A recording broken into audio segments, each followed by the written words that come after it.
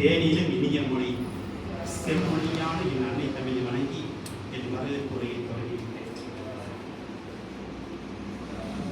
கல்வி என்பது கடல். அதை கற்றுக் கொடுப்பது தொழில் அல்ல, தவம் என்ற பொன்மொழிக்கேற்ப தாய் தமிழ் பள்ளி தாளாளர் எங்கள் இனிய தலைவர் மருத்துவர் முத்துசாமி ஐயா அவர்களை வருக வருக என வரவேற்கின்றேன்.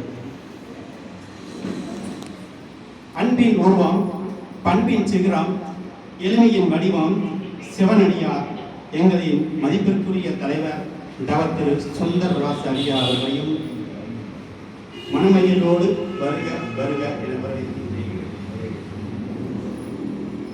திங்கள் தோறும் திருக்குறளின் பெருமையையும் திருவாசகத்தின் மேன்மையும் போற்றி வரும் திருக்குறள் செம்மன் அஜந்தா நாராயணசாமி ஐயா அவர்களையும் வருக வருக என வரவேற்கின்றேன்.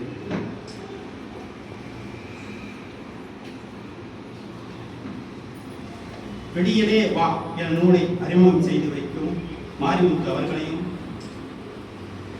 இனி வரவிருக்கும் நூல் மதிப்புரை வழங்கிருக்கும் அருணாசலம் அவர்களையும் வருக வருக என வரவேற்கின்றேன்.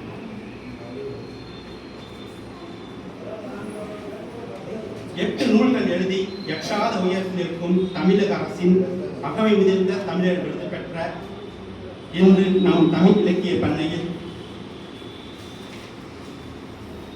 அறநெறி எழுத்து சிற்பி விருது பெற இருக்கும் எழுத்தாளர் கவிஞர் என் இனி நண்பர் மனோகரன் அவர்களையும் வருக வருக என வரவேற்கின்றேன். தன் இனிய குரலாலும்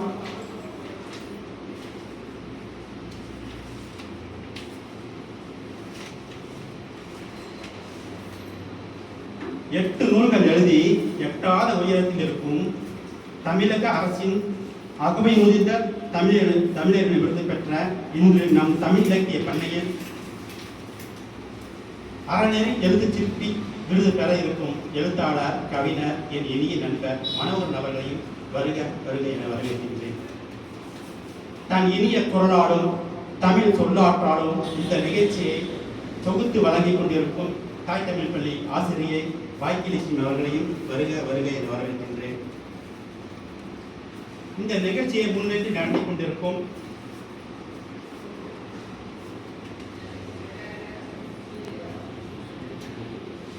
திருவள்ளுவர் மக்கள் சேவை மையத்தின் தலைவர் கிரி ஐயா அவர்களையும் வருக வருக என வரவேற்கின்றேன். திருக்குறள் ரங்கராஜன் ஐயா அவர்களையும் மலர்முனன் அவர்களையும் தாய் தமிழ் பள்ளி ஆசிரியர் நிர்மலா அவர்களையும் பாத்திமா அவர்களையும் சக்திவேல் அவர்களையும் வருக வருக என வரவேற்கின்றேன். மோகன்ராஜ் அவர்களையும் வருக வருக என வரவேற்கின்றேன். உணர்ந்தும் உலகை தலை கவிய தலைப்பில் பேசுவதற்கு கவிஞர் பெருமக்களை வருக வருக என வரவேற்கின்றேன்.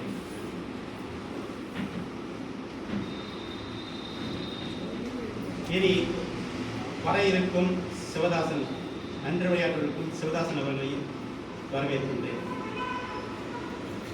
ஒரு சின்ன கதை, இன்னைக்கு ஒரு கதை தான். ஜோதி அவர்களையும் வருக வருக என வரவேற்கின்றேன்.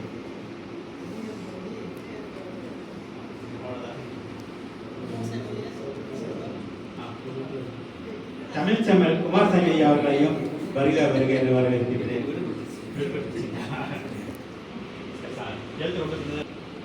ஒரு சின்ன கதை, யாராவது ஒருவர் உங்களுக்கு அறிவுரையோ அல்லது ஆலோசனையா சொல்லிட்டா அதை அப்படியே ஏற்று நடக்கணும்னு அவசியமே இல்லை.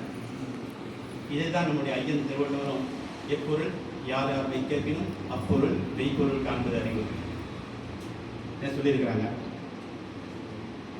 யாராவது எதை சொன்னாலும் அப்படி ஆராய்ந்து பார்க்கணும் அப்படின்னு பார்க்க வேண்டும் என்று நம் தந்தை பெரியாரும் அதே தான் சொன்னார்.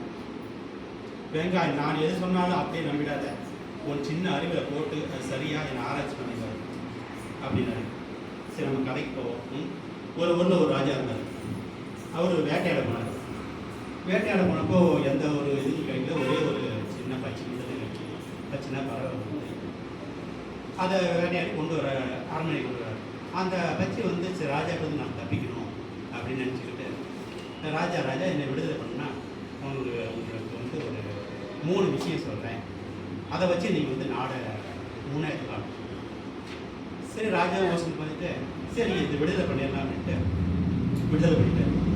அந்த ராஜாவுக்கு 8வது வயதில் போய் உட்காந்துக்கிட்டு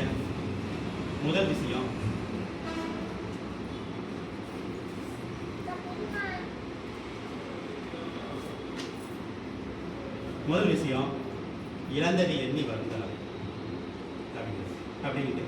2வது விஷயம் யார் எது சொன்னாலும் நம்பார்.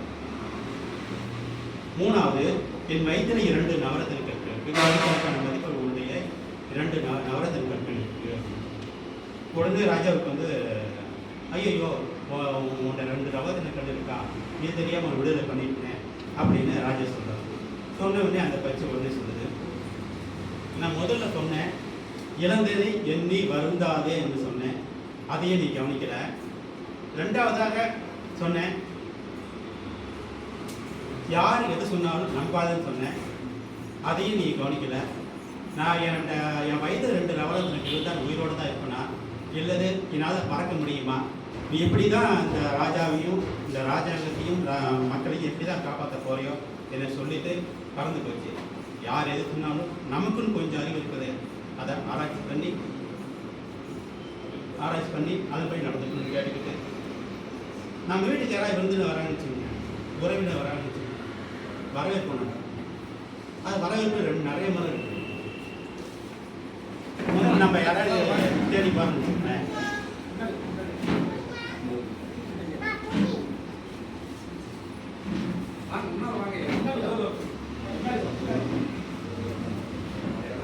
நம்ம தேடி ஒருத்தர் வராங்கன்னா அந்த விருந்தினரில் ஒரு சிலர் வந்து என்ன பண்ணுவாங்கன்னா அப்படியே உட்காந்துருப்பாங்க, எதையுமே கண்டுக்க மாட்டாங்க. அப்போ வந்து அந்த வீட்டுக்கு நம்ம ஏண்டா போகணுன்ட்டு அந்த விருந்தினருக்காயிரும். இந்த 2வது ரங்கம் இருக்குல்ல அது கொஞ்சம் பரவாயில்ல, பார்த்துட்டு உட்காந்துட்டே இருக்காரு, பார்த்துட்டு தலைமட்டம் இருக்காரு. இது 2வது ரங்கம், நீ வந்தா என்ன வரா என்ன அப்படிங்கிறது. அந்த 3வது ரங்கம் இருக்கு, எந்திரிச்சு நிற்பார், எந்திரிச்சுன்னு வாங்க அப்படின்பார். இது 3வது ரகம். 4வது ரகம்னா எந்திரிச்சுன்னு வாங்கன்னு சொல்லி கை தூக்கி, அது பரவாயில்ல. 5வது ரகத்துக்கு என்ன அப்படின்னா முன்னாடி சென்று அவர்களை மகிழ்ச்சியோடு வாங்க வாங்க என்று வளர்ந்து அந்த மாரி நாமளும் இருக்கிறோம் கேட்டுக்கொண்டு துடி அடி அண்ணன் தூங்கு நடை குளவியோடு பீடிக்குணர் வேலம் பெட்டவை கொண்டு என தன்னறி அளவையில் தரத்தர யானும் எண்ணறி அளவையில் வேண்டுவ முகர்ந்து கொண்டு காலில் 7 அடி முன் சென்று என்ற வரி கேட்பேன். இந்த பாடல் வந்து 10 படையில் ஆற்றுப்படையில் பொருளாற்றுப்படையில் 7 அடி முன்னாடி சென்று ஒரு விருந்தினரை வரவேற்கணும். இந்த வரவேற்பு எப்படி இருந்ததுன்னா, இந்த கரிகால சோழன் வந்து கரிகால பெருமாளத்தான் வந்து விருந்தினர்களையும் புலவர்களையும் சான்றோர்களையும் வரவேற்கின்ற போது 7 அடி முன் சென்று அவர்களை வரவேற்பார்கள். அந்த மாதிரி உயர்ந்த குழியில் பிறந்தோர் நண்பர்கள் விருந்தினர்கள் உறவினர்கள் அனைவரையும் 7 அடி முன் சென்று வரவேற்பதான் உயர்ந்த நிலை. அந்த மாதிரி நானும் உங்களுக்கு எல்லாரும் 7 அடி முன் வந்து வரவேற்பாக நினைத்துக் கொண்டு இந்த வரவேற்பை பிடித்துக் கொள்கிறேன். நன்றி, வணக்கம். நமது தமிழ் இலக்கிய பண்ணையின் மதிப்புறு தலைவர் பொன்னாடையை போற்றுவார் என்று பொன்னாடையை போற்றி விருதினை வழங்குவார்.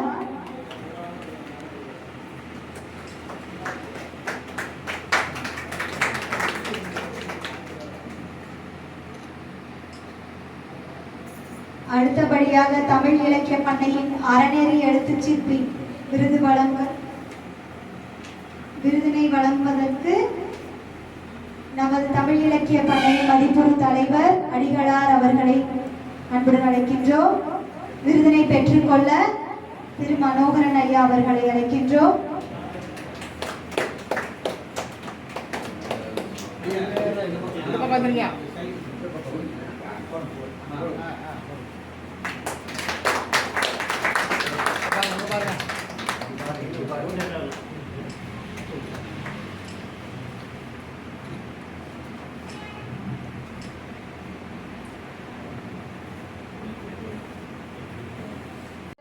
இவருடைய புனைப்பெயர்கள் மாயாவி மனோகர், ஒற்றைக்கனி காயத்ரி. மாணவர்களுக்கு ஒரு தலை சிறந்த ஆசான், எழுத்தாளர், கவிஞர், கலைஞர், வழிநடத்துபவர், மாற்று சிந்தனையாளர் மற்றும் தமிழக அரசின் அகவை முதிர்ந்த தமிழறிஞர் விருது பெற்ற திரு ப. ஆ. மனோகரன் ஐயா அவர்களை ஏற்புரை வழங்க வருமாறு அன்புடன் அழைக்கின்றோம்.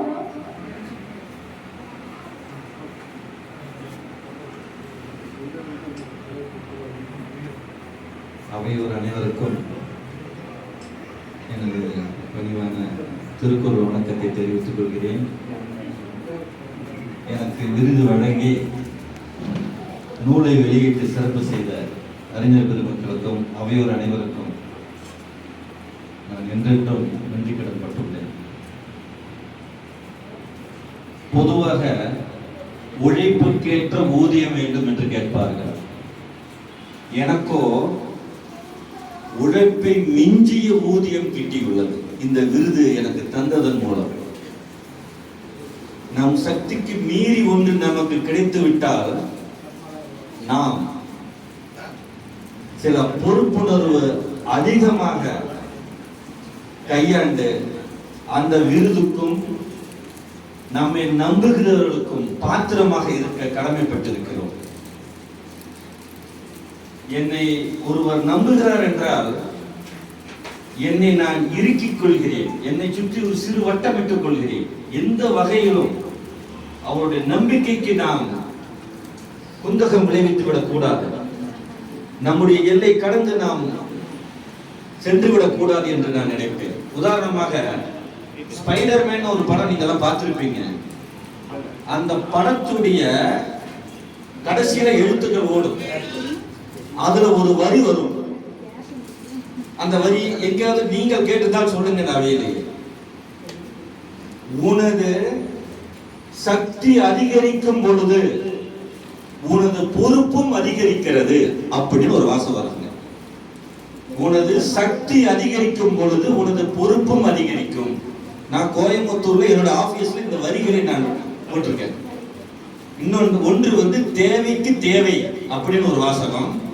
இரண்டாவது, நம்முடைய சக்தி அதிகரித்தால் நம்முடைய பொறுப்பும் அதிகரிக்கிறது என்று பொருள். மருத்துவர் சொன்னார், நம்மை நாடி வருபவர்கள் பெருக பெருக நம்முடைய பொறுப்புகள் அதிகமாகிறது. நல்ல தரமான சிந்தனைகளை நாம் இந்த இலக்கிய மன்றத்திலே விதைக்க வேண்டும் என்றார். இது ஒரு திரைப்பட பாடலிலே வாலி சொன்னது போல, பதவி வரும்போது பணிவு வர வேண்டும், துணிவு வர வேண்டும் தோழா, பாதை தவறாமல் பண்பு குறையாமல் கொள்கை நிறைவேற்று தோழா. அவர் அன்று சொன்னதை திரைப்படத்தின் வாயிலாக இது போன்ற பொறுப்புள்ள வார்த்தைகளை சொல்லும் போது நம்மை நாம் செம்மைப்படுத்தி சமூகத்திற்கு, நான் சார்ந்த சமூகத்திற்கு மேற்கொண்டு நல்ல விதமாக செயல்பட இந்த விருதும் தமிழ் இலக்கிய பண்ணையும் அறிஞர் பெருமக்களும் என்னை இந்த விதத்தில் ஊக்குவித்திருக்கிறார்கள். அவர்களுக்கெல்லாம் மீண்டும் ஒருவர் நன்றி கூறி இந்த நல்வாய்ப்புக்கு நன்றி கூறி விடைபெறுகிறேன். அனைவருக்கும் திருக்குறள். நெஞ்சு பொறுக்குதில்லையே, இந்த நிலைகட்ட மனிதரை நினைந்து விட்டால் அஞ்சி அஞ்சி சாவார். அவர் அஞ்சாத பொருள் இல்லை அவனியிலே. வஞ்சக பேய்கள் என்பார், அந்த மரத்தில் என்பார், துஞ்சுது முகத்தில் என்பார், எண்ணி பயப்படுவார், மிக துயர்படுவார் என்று தொடங்குகின்ற பாரதி அந்த கவிதையின் இறுதி பத்தியிலே சொல்லுவான், நன்னிய பெருங்கலைகள் 10,000 கோடி நயந்து நின்ற இப்புண்ணிய நாட்டினிலே பொறியற்ற விலங்குகளைப் போல வாழ்வார் என்று கொடுத்திருப்பார். பொறியற்ற விலங்குகளைப் போல இந்த மனித குலம் இந்த மண்ணில் வாழ்ந்துவிடக் கூடாது என்பதற்காகவே தமிழ் இலக்கிய பண்ணை வைத்து மாதந்தோறும் இந்த நிகழ்ச்சி நடத்துகிறவங்களை எல்லாம் வணங்கி, நான் சுரேஷ்குமார், என்னுடைய பூர்வீகம் சேவூர், திருப்பூரிலே தென்னம்பாளையம், இப்பொழுது இருப்பது காந்தி நகர் பகுதியிலே. அறிவாசான் ஐயா தமிழரின் மணியனோடு கடந்த 12-15 ஆண்டு காலம் காந்தியத்தை வாசித்தும், அதற்கு முந்தைய காலத்திலே வாடும் அப்பழுக்கற்ற அரசியல்வாதி தோழர் நல்லகண்ணு ஐயா அவர்கள் இருந்த கம்யூனிஸ்ட் பேரியக்கத்திலே ஒரு 15 ஆண்டு காலமாக, ஏறக்குறைய ஒரு 30 ஆண்டு காலம் பொது வாழ்க்கையிலே என்னை இணைத்துக் கொண்டிருக்கின்றேன். இது எனக்கான ஒரு அறிமுகம். துவாரகா ஃபேஷன் என்கின்ற ஒரு நிறுவனத்தை நடத்தி பனியன் நிறுவனம் சொந்த தொழில் செய்து கொண்டிருக்கின்றேன். வாழ்வியல் பயில்வோம், வாழ்வில் நிமிர்வோம் இங்கே எழுதி வச்சிருக்கோம். ஒரு ஆதங்கம் இங்கே வந்ததுன்னு என்னுடைய நண்பர் சுதாகர் தான் இன்னைக்கு என்னை கூட்டிகிட்டு வந்துட்டாரு. ஒரு மாதத்தில் ஒரு ஞாயிற்றுக்கிழமை நாள் குடும்பத்தை விட்டுட்டு ஒரு 2 மணி நேரம் ஏதாவது ஒன்று கற்றுக்க மாட்டோமா, ஏதாவது ஒன்று சமூகத்துக்கு செஞ்சிட மாட்டோமா அப்படிங்கிறதுக்காக இங்கே வந்திருக்கிறோம். எல்லாருமே ஏதாவது ஒன்று செய்யணும்னு நினைக்கிறோம். ஆனால் அது சரியாக செய்கிறோமா அப்படிங்கிற கேள்வி இங்கே இருக்கிற எல்லாத்துக்குமே வரும். சும்மா கூடணும், பேசணும், கலைஞ்சோம், கூடணும், ஒரு நையாண்டித்தனமாக அது வந்து போயிடக்கூடாது. ஒரு காரியத்தை எடுத்துட்டோம்னா அது வந்து பார்த்தீங்கன்னா வேடியோரம் பற்றி படர பாவற்கொடி போல இந்த தமிழ் இலக்கிய பண்ணை இந்த திருப்பூர் மாநகரம் முழுவதும் பற்றி படர்வதற்கான ஒரு வேள்வி மாதிரி நடத்தணும். வேடிக்கையாக நடத்திட்டு இருக்கிற மாதிரி எனக்கு படுது. அதை நீங்கள் கொஞ்சம் பரிசீலனை பண்ணினீங்கன்னா நல்லா இருக்கும் நினைக்கிறேன். வாழ்வியல் கருத்தரங்கம் பயிலரங்கம்னு நம்ம போட்டுருவோம். அப்போ இன்னைக்கு வந்திருக்கக்கூடிய 35-40 பேர் ஏதாவது ஒரு விஷயத்த வாழ்க்கைக்காக எடுத்துட்டு போகணுமா இல்லையா, அதை சொல்லி நான் முடிச்சிடறேன். 2 கதாபாத்திரங்களை முன்னாடி கொண்டுட்டு வரேன். ஒன்று, இன்னைக்கு நம்ம ஐயா வெள்ளிங்கிரி ஐயா சொன்ன மாதிரி நிறைய தமிழ் ஆளுமைகளை, நம்ம தாய் தமிழ் தங்கராஜ் ஐயா சொன்ன மாதிரி ஆளுமைகள் எல்லாம் இந்த அடுத்த தலைமுறை மறந்துருச்சு. ஆற்று நீர் வந்து ஓடி வர்றப்போ வாய்க்கால் வரப்புகளில் பயிர் செழிப்பதற்காக பாத்தி கட்டி அந்த தண்ணீரை நம்ம பாய்ச்சுறோம். ஒரு பாத்தி நிறைஞ்சிருச்சுன்னா மறுபாத்திக்கு தண்ணி போகணும்னா மடை மாற்றம் செய்யறோம். வயக்காட்டில் நடக்கிற மடை மாற்றம் வாழ்க்கையில் நடக்குதாங்கிறதா இங்கே கேள்வி. இன்னைக்கு ஏறக்குறைய இந்த அரங்கத்தில் பார்த்தீங்க அப்படின்னா 60 வயசுக்கு மேற்பட்ட கூட்டம் தான் இங்கே ஜாஸ்தியாக இருக்குது. ஆக இந்த மடை மாற்றம் பாத்தியில் நடந்ததை வாழ்க்கையில் நடக்கணும்னா இளம் சிறார்களும் எண்ணிக்கையும் இங்கே பழுவி பெருகணும். அப்போ தான் நீங்கள் நினைக்கிற மடை மாற்றம் நடக்கும். இல்லை அப்படின்னா அது உங்களுக்குள்ள இருக்கிற தகிப்பா மட்டுமே போயிடும். அதுக்கான ஒரு முயற்சியை நம்ம எடுப்போம். 2 சூழல்களை நீங்கள் பாருங்க, அதோட நம்ம முடிப்போம். ஒரு பக்கம் ஐயா மாதிரியான வயதொத்த காலகட்டம். அந்த காலகட்டத்தில் ஒரு குடும்பத்தில் ஒரு காட்சி, தந்தையார் வந்து குடும்பத்துக்குள்ளார வராரு. இதே மாதிரி வார விடுமுறை நாள் அவர் சொல்றாரு, மகனே புறப்படுறா, நம்ம வெளியில போகலாம் அப்படிங்கிறாரு. பையன் அப்பாவை பார்த்து கேட்கிறாரு, அப்பா நம்ம எங்கப்பா போறோம் அப்படிங்கிறான். அப்பா பையனை பார்த்து சொல்றாரு, நம்ம வந்து பார்த்தீங்கன்னா ஒரு மிருக காட்சி சாலைக்கு போறோம் அப்படிங்கிறாரு. பையன் அப்பாவை பார்த்து கேட்குறான், அங்கே போனால் என்னப்பா பார்க்கலாம் அப்படிங்கிற. இப்போ அப்பா பையன்கிட்ட சொன்னாரு, அங்கே போனால் யானை, குதிரை, சிங்கம், புலி, நாய், நரி, கரடி, மயில், இந்த மாதிரி பல பறவைகளை வந்து அங்கே போய் பார்க்கலாம் அப்படிங்கிறாரு. இது வந்து காட்சி ஒன்று இப்போ முடிஞ்சுது. இப்போ எங்களுடைய தலைமுறைக்கு வந்துருங்க. இப்போ நாங்கள்லாம் கல்யாணம் ஆகி 2 குழந்தை, பையன் ஒன்று பொண்ணு குழந்தை இருக்குது. இப்போ இந்த தலைமுறையில் இதே காட்சி நடக்குது. இப்போ அப்பா வந்து இதே மாதிரி வாரம் விடுமுறையில் வீட்டுக்கு போறாரு, மகனே புறப்படுறா, வெளியில போலாங்கிறாரு. இப்போ பையன் அப்பாவை பார்த்து கேட்கிறான், அப்பா நம்ம எங்கப்பா போறோம்னா. இப்போ அப்பா பையனை பார்த்து சொல்றாரு, மகனே நம்ம வந்து அனாதை ஆசிரமத்துக்கு போறோம் அப்படிங்கிறாரு. இப்போ பையன் அப்பாவை பார்த்து கேட்கிறான், அப்பா அங்க போனா என்னப்பா பார்க்கலாம் அப்படிங்கிறாரு. இப்போ அப்பா பையன்கிட்ட சொல்றாரு, இதுதான் வாழ்வியல் பயிலரங்கம். இப்போ அப்பா பையன்கிட்ட சொல்றாரு, அங்க போனா உங்க தாத்தா பாட்டியை பார்க்கலாம் அப்படின்னு சொல்றாரு. இதை நம்மள மாதிரி வேடிக்கை பார்த்துட்டு இருந்த ஒரு புது கவிஞன் எழுதுனா, அன்று மனிதர்கள் மிருகங்களை பார்க்க மிருக காட்சி சாலைக்கு போனார்கள், இன்று மிருகங்கள் மனிதர்களை பார்க்க அனாதை ஆசிரமத்திற்கு போகிறது அப்படின்னு சொல்லி எழுதினார். அப்ப இன்னைக்கு வந்தீங்க அப்படின்னா ஒரு வாழ்வியல் கருத்தை அப்படி எடுத்துட்டு போனீங்க அப்படின்னா இந்த 1.5 மணி நேரம் பயனுள்ளதா இருக்கும். நன்றி, வணக்கம். சொல்லலாம், ஆண்கள் சொல்லு கவிதையா மாதிரி, கவிதை பாடலா மாதிரி, அவ்வளவுதான். என் செல்ல பெண்ணே நீதானே, நீ இல்லாமல் நான் இல்லையே, நீதானே என் உலகம், என் சுரமும் உயிரும் நீதானே, என் செல்ல பிள்ளை நீதானே, நீ இல்லாமல் நான் இல்லையே, காலை எழுந்ததும்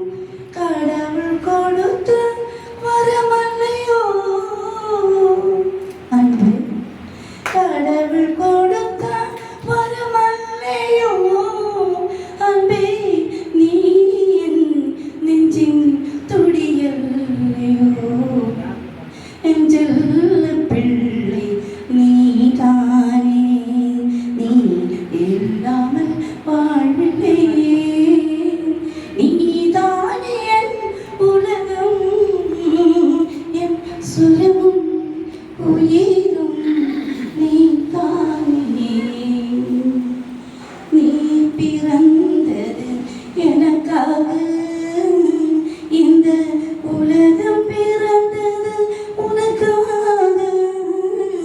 நீ பிறந்தது எனக்காக, இந்த உலகம் பிறந்தது உனக்காக. மாறிவில்லின் அழகே நீ, மாறிவில்லின் அழகே நீ, இந்த தாய் மனதின் பேரன்பு நீ, என் செல்ல பிள்ளை நீதானே. நீ இல்லாமல் நான் இல்லையே, நீதானே என் உலகம். இந்த சுரம் துயிரும் நீதானே.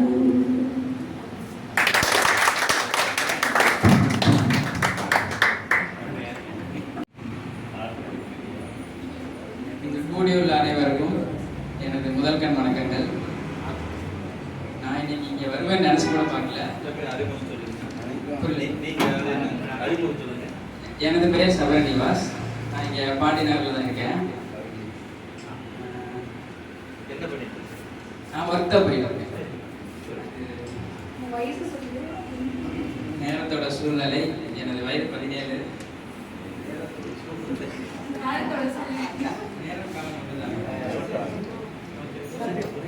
ஐயா வந்து ஒருத்தர் சொல்லியிருந்தாரு, இதை பார்க்க வேடிக்கையா இருக்கு அப்படின்னு சொல்லியிருந்தாரு. அது அவர் வந்து எனக்கு தெரிஞ்சு நேரத்தை பத்தி அவர் தெரிஞ்சுக்காம இருக்கலாம். இப்ப இந்த சின்ன ரூம்ல நடக்கிற இந்த இலக்கிய பண்ணை நாளைக்கு ஒரு பெரிய 10 மிகக்கர் மேடையில் நடக்கலாம். எதனால அப்படி சொல்றேன்னா, நான் இங்கே வருவேன் எனக்கும் தெரியாது, நான் பேசுவேன் நீங்க கேட்பீங்க எனக்கும் தெரியாது. இது யாரோட தப்புனா யாரோட தப்புனா இருக்கலாம். எங்கள் அப்பா பண்ண ஒரு தப்பு, அதனால இப்போ நான் இங்கே இருக்கேன், இங்கே நிற்கிறேன். அடுத்து எங்கே நிற்பேன்னு எனக்கு தெரியாது. கீழே நிற்கலாம், மேலே நிற்கலாம். அது நான் ஏறுற படியை பொறுத்து இருக்கு. என்னை கூட்டிட்டு வந்த எங்கள் அக்கா கௌசல்யா, அவங்களுக்கு மிகுந்த நன்றி. என்னோட முதல் மேடையாக இது இருக்கும்னு நான் நினைக்கிறேன். Thank you madam. நம்ம முயற்சி எடுக்கிறத விட அடுத்தவங்க நம்ம ஊக்கி வைக்கிறதா முக்கியம் நினைக்கிறேன். எனக்கு என்ன பேசுறது தெரியல. நெக்ஸ்ட் டைம் கண்டிப்பா ஏதாவது பெருசா பேசணும்னு நான் ஆசைப்படுறேன். ஃபர்ஸ்ட் இங்கே உள்ள வந்த உடனே சரி ஏதோ நார்மலா வச்சுக்க மீட்டிங் மாதிரி இருக்கும்னு சொல்லி தான் கூப்பிட்டு வந்தாங்க. ஆனா இங்க எல்லாரும் பேசுறதை பார்த்து ஃபர்ஸ்ட் எனக்கு இந்த மாதிரி வந்து பேசலாம்னு தோணுச்சு. அதே மாதிரி பேசிட்டேன். நான் நெக்ஸ்ட் டைம் இதோட பெஸ்டா பேசுவேன். வாய்ப்பு கொடுத்த அனைவருக்கும் நன்றிகள். எனக்கு விருது வழங்கி நூலை வெளியிட்டு சிறப்பு செய்த அறிஞர் பெருமக்களுக்கும் அவையோர் அனைவருக்கும் நான் என்றென்றும் நன்றி கடன் பட்டுள்ளேன். பொதுவாக உழைப்பிற்கேற்ற ஊதியம் வேண்டும் என்று கேட்பார்கள். எனக்கோ உழைப்பை மிஞ்சிய ஊதியம் கிட்டியுள்ளது. இந்த விருது எனக்கு தந்ததன் மூலம் நம் சக்திக்கு மீறி ஒன்று நமக்கு கிடைத்து விட்டால் நாம் சில பொறுப்புணர்வு அதிகமாக கையாண்டு அந்த விருதுக்கும் நம்மை நம்புகிறவர்களுக்கும் பாத்திரமாக இருக்க கடமைப்பட்டிருக்கிறோம். என்னை ஒருவர் நம்புகிறார் என்றால் என்னை நான் இறுக்கிக் கொள்கிறேன், என்னை சுற்றி ஒரு சிறு வட்டமிட்டுக் கொள்கிறேன். எந்த வகையிலும் அவருடைய நம்பிக்கைக்கு நாம் குந்தகம் விளைவித்து விடக்கூடாது, நம்முடைய எல்லை கடந்து நாம் சென்றுவிடக் கூடாது என்று நான் நினைப்பேன். உதாரணமாக ஸ்பைடர்மேன் ஒரு படம் நீங்க எல்லாம் பார்த்திருப்பீங்க. அந்த படத்துடைய கடைசியில எழுத்துக்கள் ஓடும், அதுல ஒரு வரி வரும். அந்த வரி எங்கேயாவது நீங்க கேட்டுதான் சொல்லுங்க. அவையிலேயே உனது சக்தி அதிகரிக்கும் பொழுது உனது பொறுப்பும் அதிகரிக்கிறது அப்படின்னு ஒரு வாசகம் வருது. உனது சக்தி அதிகரிக்கும் பொழுது உனது பொறுப்பும் அதிகரிக்கும்.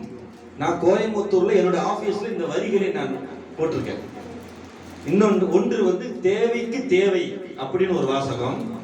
இரண்டாவது நம்முடைய சக்தி அதிகரித்தால் நம்முடைய பொறுப்பும் அதிகரிக்கிறது என்று பொருள். மருத்துவர் சொன்னார், நம்மை நாடி வருபவர்கள் பெருக பெருக நம்முடைய பொறுப்புகள் அதிகமாகிறது. நல்ல தரமான சிந்தனைகளை நாம் இந்த இலக்கிய மன்றத்திலே விதைக்க வேண்டும் என்றார். இதை ஒரு திரைப்பட பாடலிலே வாலி சொன்னது போல, பதவி வரும்போது பணிவு வர வேண்டும், துணிவு வர வேண்டும் தோழா, பாதை தவறாமல் பண்பு குறையாமல் கொள்கை நிறைவேற்று தோழா.